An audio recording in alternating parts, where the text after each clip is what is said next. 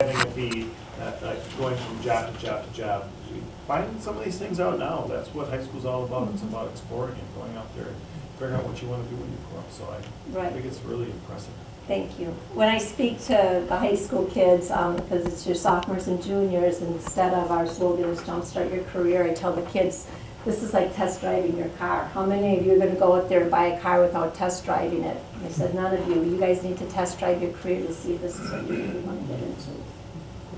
So. If there's something for some, like today, we were talking with kids and families and saying there are jobs we're preparing you for that don't even exist yet. Correct. Right? So if there's something that's out there that a student has an idea of, and they can find someone to partner with them, it's not on the list. Doesn't matter. Can you have a youth apprenticeship in anything, or there's very specific? It has to match. Yeah. It has to match the checklist. Yeah. But now, like with that, you can have different programs in your school to work, whatever you want to have it. So that's what I would do at Princeton. Who signed up for school to work? Sure. If they were youth apprenticeship, I put them in that. If it didn't fit in, then they were work experience. And then some of them were, like we had aspiring educator, if someone wanted to be a teacher. I mean, you talk about a shortage of teacher, there isn't that education. Right. Well, because if the kids help out in high school, they're not being paid because they don't have their certificate or their license to get paid. But great program for the kids, and it benefits them in so many different ways. Just kind of the same question that he asked. For example, would you be able to have a kid that's working in a veterinarian office? Yes, that would as come a in. health science. That or comes as a under agriculture? the agriculture one. Yeah, so it's pretty much you can kind of fit. We try to. I try to every way that we possibly can, and sometimes I have to get creative, even matching up the classroom. The business can be from outside of town? Yes. All right. Yeah. And this can be after school and weekends, or this can be part of their school day. Either way, and if it is part of their school days, then the employer needs to have employment for them Monday through Friday because they are going to work instead of going into a classroom. So if an employer would say, well, I just want them 2 days a week, well, we can't give them credit. You're not going to give them credit in school for just going 2 days a week. It needs to be all 3 days. So those, that's my job. Those are the things that I need to communicate with them. And it don't have to be in the Mayville School District either. I had apprentice kids for 8 years, and they were from Elmira. Yep. And that time I had to get training as an employee, or employer, I mean. There is some mentor training that can be done, or because I'm just starting out, so I have 13 businesses, so I just did it one-on-one with them. Okay. Some of my co-workers, like for example, in West Bend, where she has 300 students, she does one big group with them. But I'm starting out slowly, holding the employer's hands to make sure that they understand. Run it through Fond du Lac, through the city. Through individual, but now like Lamira, they're switching over to me next year. Okay, so, okay, great. Yeah. So I see a lot of positive things that happen from this, and it's a delight working with the Mayville students. I enjoy coming down here every month. That's awesome. So when the, say a junior is in youth apprenticeship, and he or she completes that first year and gets the certificate, the next year, they can go into another youth apprenticeship? You could go into a different one. Okay. Some of them do, they are a 2-year program. Well, some are 2-year programs. So like agriculture, and I have some students in agriculture, the first year is general animals, the second year could be large animals, or there's basic crops and then Because I have advanced for 4 crops. years most of the time. Right. Manufacturing, like welding, they could do that 2 years as long as they are doing some different types, a little bit different things that they're doing. I know Lamira got a stipend. Do we get a stipend, the school district? Not anymore. It used to be you got about $550, but I think that's one of the ways that my pay is through a grant, and I take part of that money too. Okay. Another good thing with youth apprenticeship too, every student that receives a youth apprenticeship, there is a grant that's called the Career and Technical Education Incentive Grant. You guys fill that out. So if a student gets a state certificate, so if a student would get their CNA, that would be a state certificate. All of your youth apprenticeships are considered a state certificate, and that can be up to $1,000 per student. Last year was the first year since, or the second year since that has been out for about the last 9 years, that they paid the $1,000 per student because they upped the amount of money that was in there. So if we get it again, next year you guys should have 8. So they need to have their youth apprenticeship and then they also need to graduate. So the decision we made, for those of you that didn't know, Dave Seiler used to have this as part of his, in addition to his teaching assignment. And with what we're trying to do to build the technology and engineering program, we looked at CSUN working with Tanya Kilpatrick. We ran the numbers, and although our dollar per YA will now fund Joni, for lack of a better word, we still get the other money on the back end on the certs.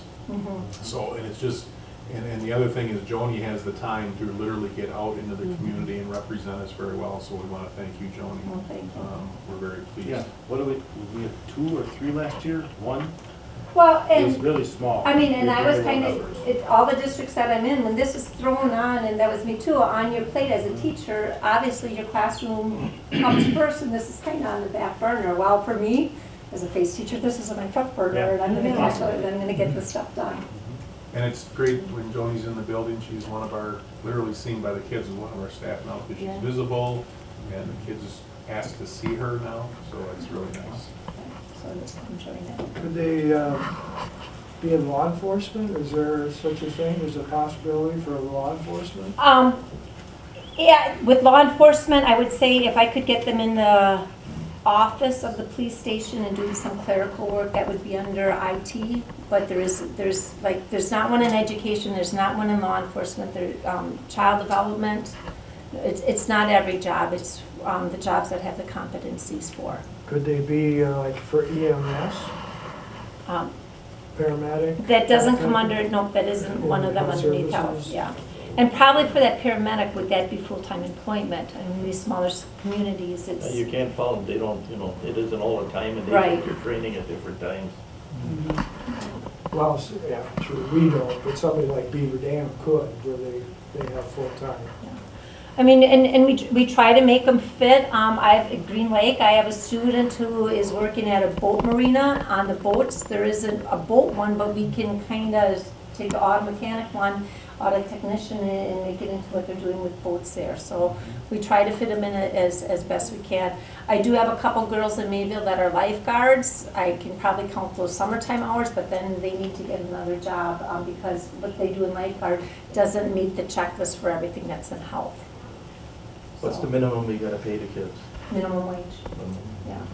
And that's quite interesting too, some of the statistic, the majority of the youth apprenticeship, the average when it comes out, it's over $10 an hour. So the student does get paid? Oh, yeah. Oh, yeah, so this is how I sell it to the kids too. I mean, you're getting school credit, you're getting a grade, and you're getting paid for it. What other classes are you getting paid for? Plus the certification. And the yes, yeah, so there's really a lot of neat things that go along with it. And like I said, once we get the posters up and more kids hear about it, I have a feeling that they'll come flocking to me, hey, can I get into youth apprenticeship? I have a job, and that's, we will get there, we will get there. Make me feel good, there's one farm on one side of me and one farm on the other. The other one's my brother-in-law. But I mean, so I'll go to the egg teacher who in your junior, seniors in your egg classes are working on a farm. That's a youth apprenticeship, that's a very easy one. It's an easy one to match up. Who's working in a nursing home? In the nursing home, I can take science classes, that's another easy one to match up. So it's just finding where these kids are working. So. Thank you. Thank you You're very much, welcome, Joni. thank you.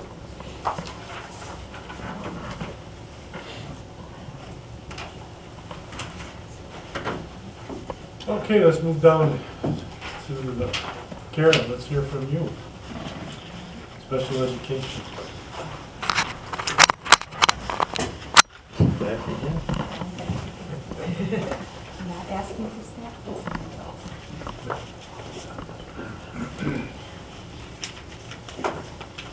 All right, so staff had asked me to put together, I want to say early February, to share with the administrative team just where we have been in special ed and where we are currently in special education. Because we've added so many positions that I think we've lost track of why we've added all those positions. So because I already had this put together, I thought you guys might like to take a look at it as well. So just titled, Supporting Students Who Receive Special Education Services. So this is Mayville's story. DPI gives a number of 14%. When you get over 14% identification in special education, you're considered over-identified. We are creeping there, but Scott did share with me that other districts are at like 18%, so I think we're probably okay. But Like many of the neighboring school districts, that's per what they just shared with me last week as well. so something to be aware of and make sure we're not over-identifying unnecessarily. So enrollment, this is the number of students who have IEPs, individualized education plans, in the different years, starting back from 2014. So we fluctuated a little bit, but this year we are up to 141 students who have IEPs in our district. We do have, actually, it is 12 active initials at the moment. And so we're up over 40. If all of those initial evaluations turn into students needing IEPs, we'll be at, well, probably more like 14.6% this year. One of the things, like as far as on this adventure goes, in 2015-16, that's when I started, and right away at that, some of the very first meetings I had with the administrative teams, we were talking about filling special education needs. So we've been doing it ever since. We're always trying to figure out. This, it really comes down to budget. We're trying to be as tight as we possibly can. The students' needs change on an annual basis. So, what you got here? So then transfer students, so these are the number of students coming into us, and the number of students transferring out who have individualized education plans. Our numbers stayed pretty even. Last year we gained a few more than we then moved away, but this year we gained 25, up from 23 when I did this presentation, because we've gained a couple more students who have IEPs. So these are students we hadn't planned for or budgeted for, who are now in our district. Some have come with some pretty significant needs. And so they came with those IEPs. They didn't come here, receive an initial referral, and become qualified. They actually Came with the And these IEPs. are not open enrollment in or out. These are actually, they moved in and they moved out. Correct. Yep, so 7 students to date have moved out of district.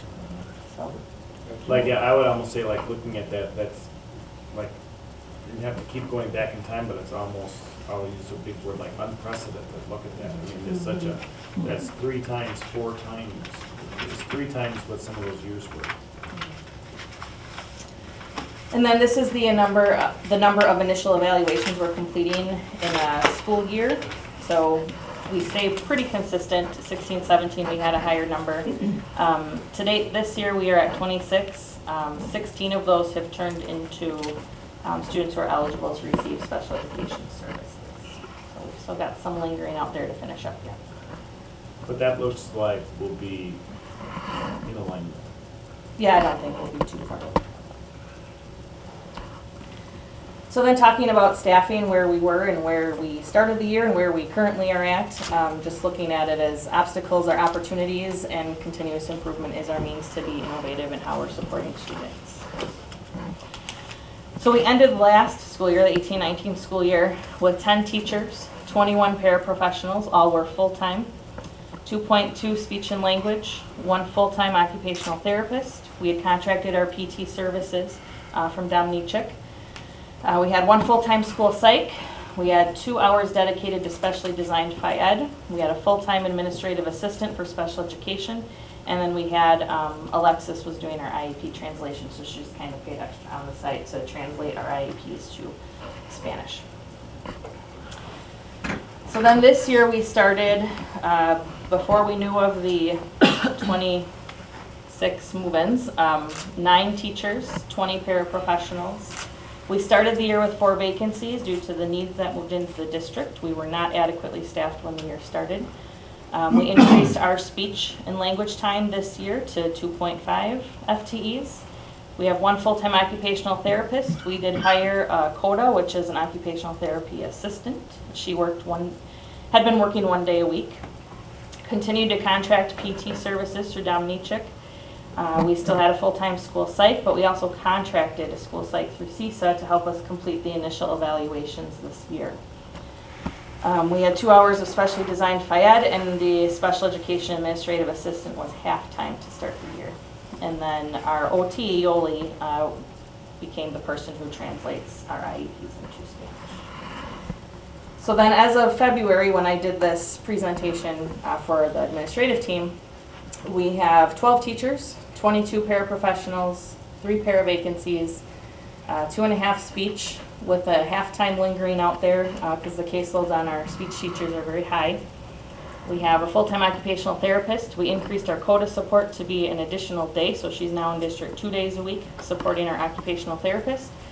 PT needs didn't really change any, and we added a half-time school psych to help with IEP reviewing and support our students in Connections Academy. We still have 2 hours of specially designed Phi Ed, and we did increase the special education administrative assistant role to about 0.8 FTE. So even between the beginning of the year and this year, to help support the needs that came to our district, we've had to increase as we've gone.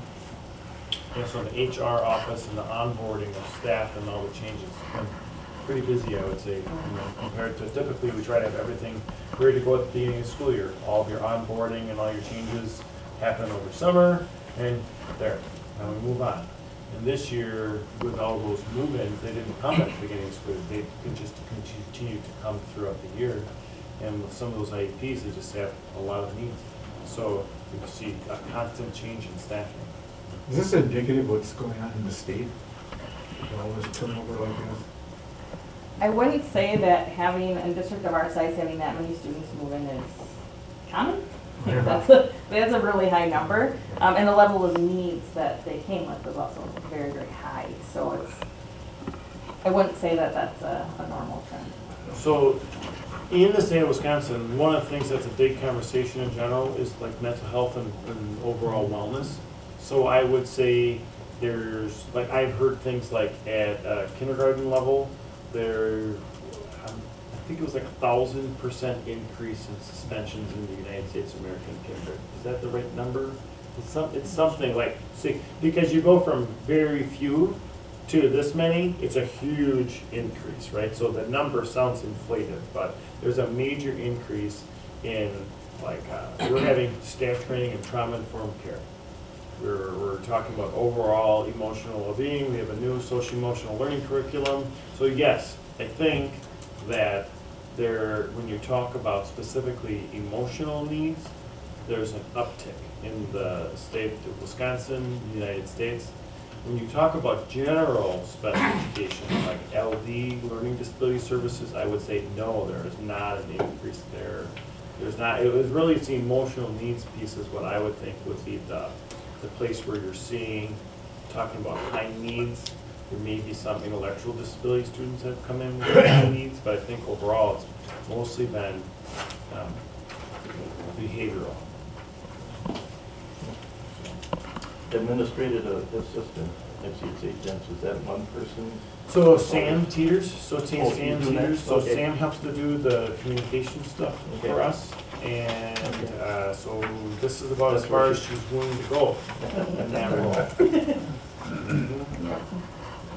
What, I don't exactly know how to ask this question, but what qualifies a student to require or once they get an IEP?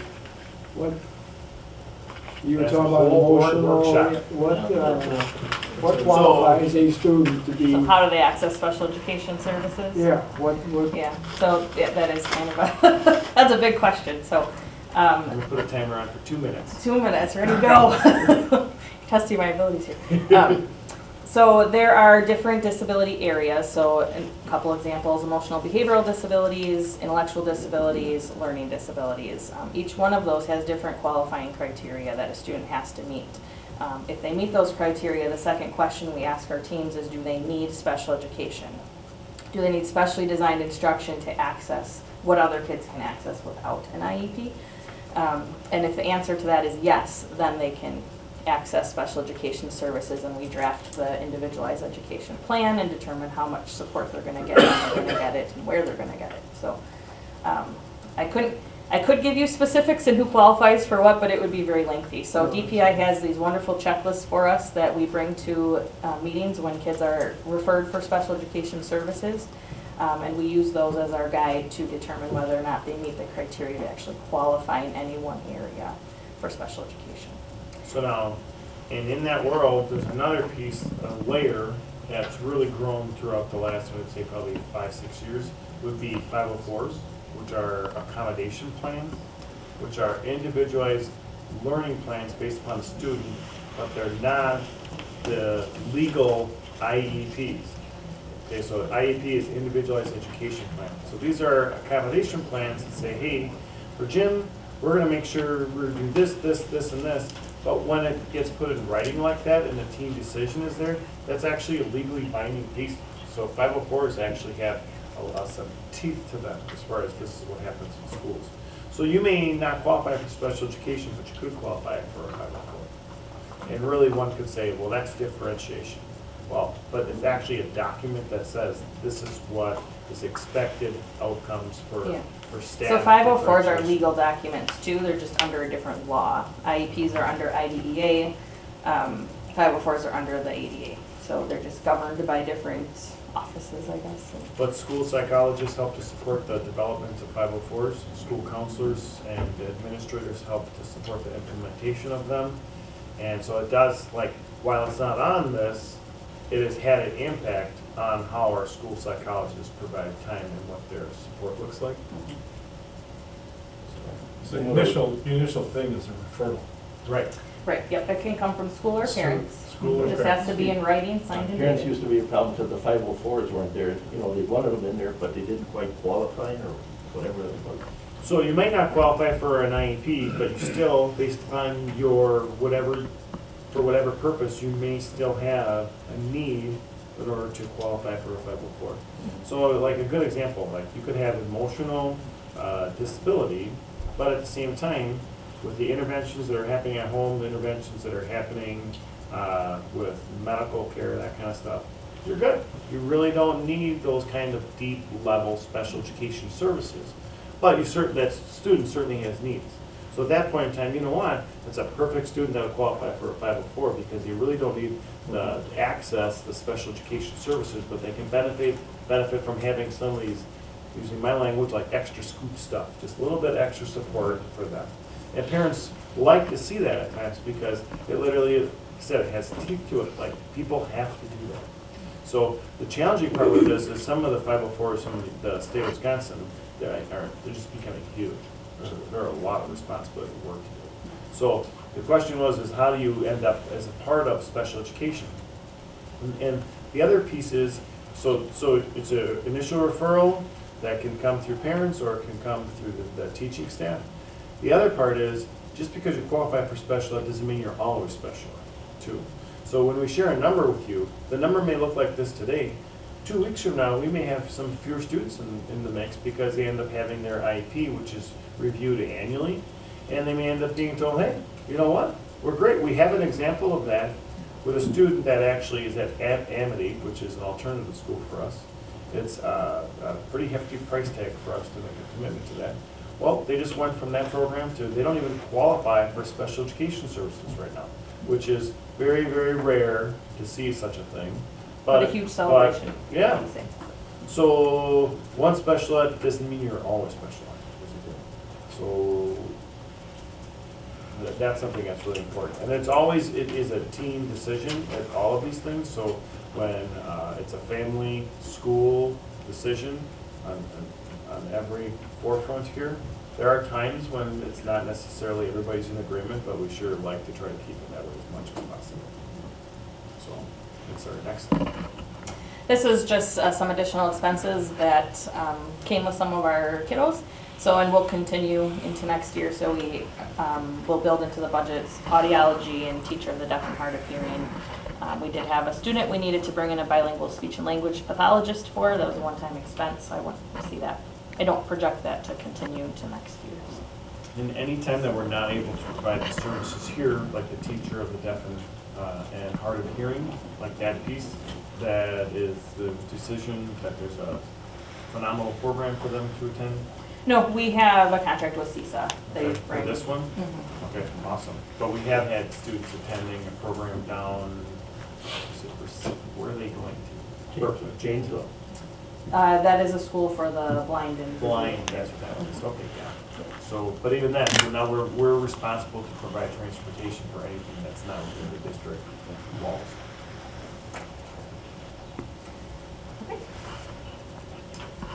Do you want me to talk about the grant? Sure. Okay, so I did, or will be putting in an application for the